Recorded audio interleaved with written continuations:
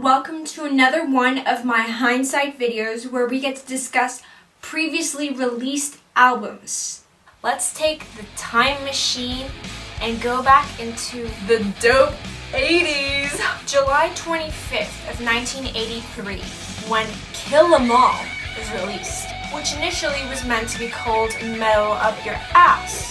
But producers were not happy with Metal Up Your Ass. Just a bit of a side note, album cover. Am I the only one that thinks this? But doesn't it look like a child like shushing, like going like that? Like if you look at it, it looks like a child going like that, like a little boy or a little girl. Do tell me in the comments if you see that happening in the album artwork, just so that I can confirm that I'm not delusional.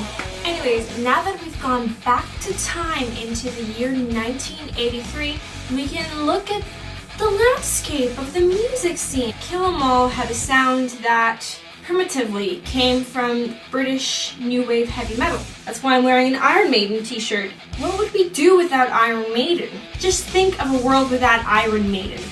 I don't want to, it's too scary.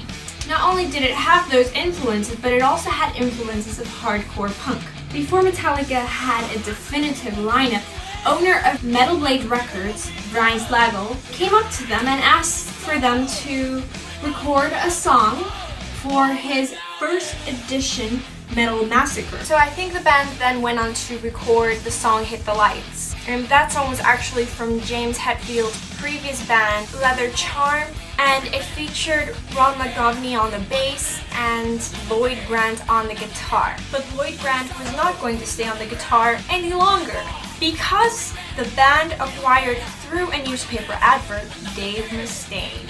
Without Dave Mustaine, we would not have the song Jump in the Fire, because it is a song that he had brought from his previous band, Panic. Dave Mustaine and bassist Ron McGovney didn't get on very well, and so McGovney left the band and was replaced by legendary Cliff Burton. So there you had it, a brilliant lineup. Unfortunately, after a gig in New York, Lars fired Dave Mustaine, which is when former Exodus guitarist Kirk Hammett came along and joined Metallica as their brand new guitarist. And that's when they started to record the album. Dave had already written a couple of solos, and actually the band's manager wanted Kirk to replicate his solos. But of course Kirk wanted to have his own voice, his own stance in this album. So they came upon the agreement of using the first 4 bars of each solo that Dave wrote. And then from that, Kirk would basically put his own stuff in it. It's funny to think this, but no label wanted Metallica.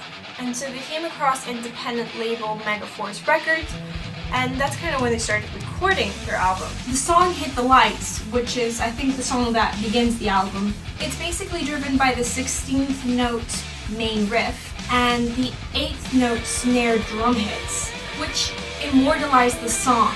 And the lyrics celebrate heavy metal, which makes the song a complete cultural contrast from the chart-dominating glam metal at the time. Moving on to Four Horsemen, one of my favorites on the album, actually a revamped or updated version of Mustaine's song The Mechanics' Motor Breath, based on a 4-chord verse and a stop and start chorus. But most importantly, what makes this song memorable is Lars' drum rolls throughout, and that crazily rapid picking on the bass that Burton does. Jump in the fire!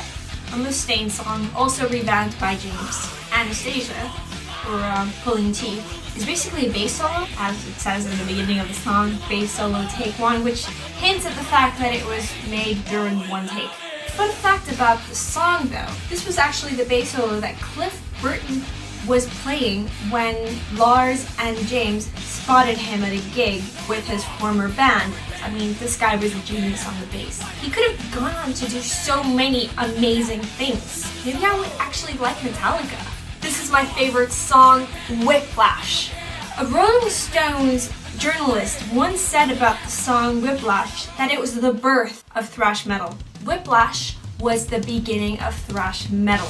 It's incredibly fast with its tempo, intense drumming, fast bass lines, ripping and shredding guitar lines, and roaring and wailing, raspy vocals, its intense rhythm line with its 16th notes of like 200 beats per minute. The mother, the father of all thrash ever.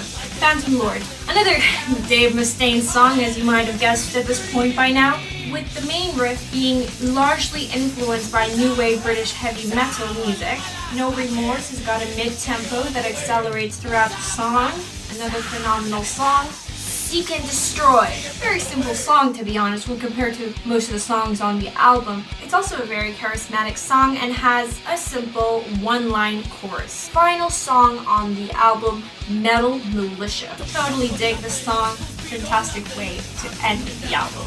One of the fastest songs on the album, notably, and its lyrics are just basically non-conformity whatsoever. And that, along with the main riff, makes you feel like you're listening to a marching army. Who wrote the main riff? Dave Mustaine wrote the main riff. Although the quality production on Kill 'Em All isn't very good, or probably less than good, pretty bad, the rawness that shitty quality provides gives it an underground feeling, which gives more identity to the thrash metal culture, because obviously it wasn't a charismatic type of culture. It did go on to influence other underground bands at the time, such as Anthrax, Slayer, Overkill, and Testament. If only Metallica could recreate themselves into that Metallica of back then.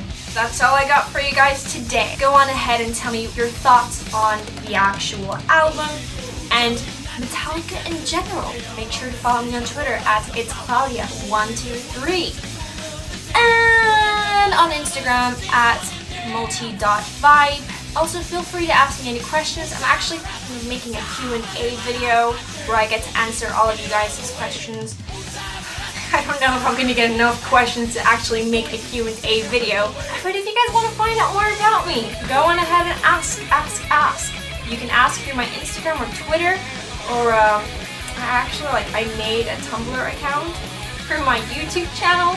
If you want to ask there, you can ask anonymously. Make sure to subscribe, or else you're going to miss all the cool music stuff that I'm going to tell you guys about, and all the fun stuff that I'm planning to do in the next couple of weeks. You guys can go on ahead and tell me what you would like to hear about, what you'd like to see next time. But until then, see you later.